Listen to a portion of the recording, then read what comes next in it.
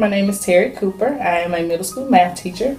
I have a degree, a bachelor's in chemistry and a minor in math. I am certified to teach math and science. I've been teaching for 8 years. I have incorporated digital tools in my instruction. It can be as what I do it as games where I use Kahoot. I may use iExcel. I use what I call Padlet where they can ask questions while I'm doing instruction so I can see where they are and they can ask anonymously. I use a lot of various tools to reach various kids within the classroom. I ask for my students' input, actually.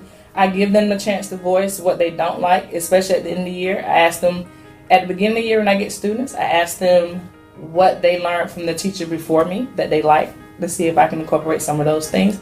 And then at the end of the year, I ask them what they liked, what went on in my class, and what they did like or didn't like, and they tell me.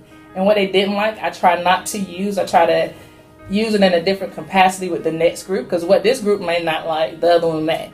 So I don't necessarily throw it out the window, but I don't put it at the forefront. I try something different with the next group of kids and may incorporate some of the old stuff. So I use my students as my input. If they didn't like it, Ms. Cooper cut that, I cut it.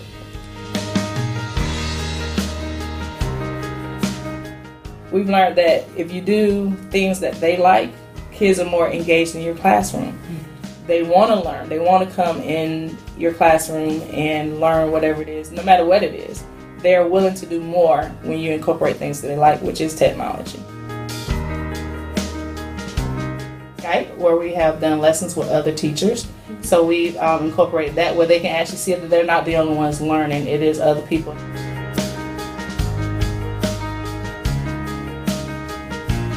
I learned about current things through PDs, through conferences, through meetings. I just learned one on a training I did called Slido that I want to try for next year. Again, that's another tool that they can ask questions right then, and I can answer them with that. So I do all of that, or I just use the internet. I Google a lot of stuff. Then I have a teammate that was very gracious, and anytime she get new tools, she give it. So like, I use my colleagues a lot. And our professional development in this county is great, which our curriculum specialist gives a lot of tools on a regular basis in our PDs for us to be able to use into our classroom with the 21st century learners.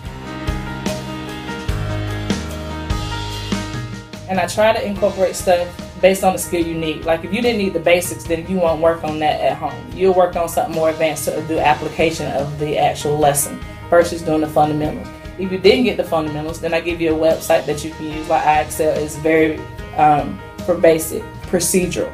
So I have kids to work on that, and then as they do that, I give them stuff to do application with the same concept. So it's based on the level of the kid and what I can understand that they did not get in class. And that's where the Padlet and other things of them answering the questions kind of help me out on that part. I'm always learning. No matter what, I'm always learning every year what I can do better than next year to help the students that I am going to see for the future years to come.